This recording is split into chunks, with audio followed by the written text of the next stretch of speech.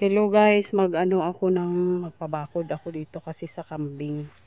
Ito yung mga materyales. So, pag-start pa ako doon kasi bahay ng kambing. So, hanggang dito yan. Ayan. Hanggang doon. Para may project naman tayo. Kasi mahirap ang buhay sa Pilipinas. So,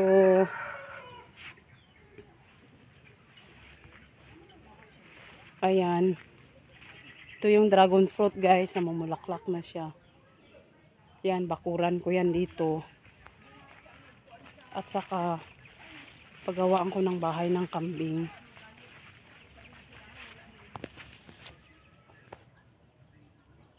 Dragon fruit.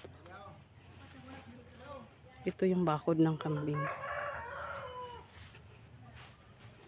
Yan, ay, may hinog na di ay oh. Ha? Hinog na gani. Tuno, kuha, dali mo. Dali. May isang hinog guys. Ayan, hinog yung dragon fruit. Dali na mo. Kunin ko ha. Ayan. So ito guys yung hinog na dragon fruit. Kinuha ko.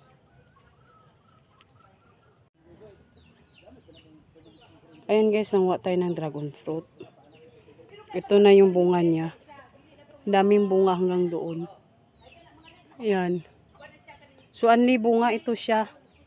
So magpabakod ako ng aking kulungan ng kambing andoon. Yung aking mga kambing na binili yan.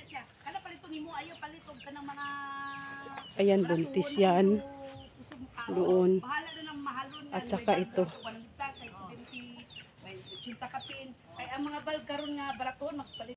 A few moments later.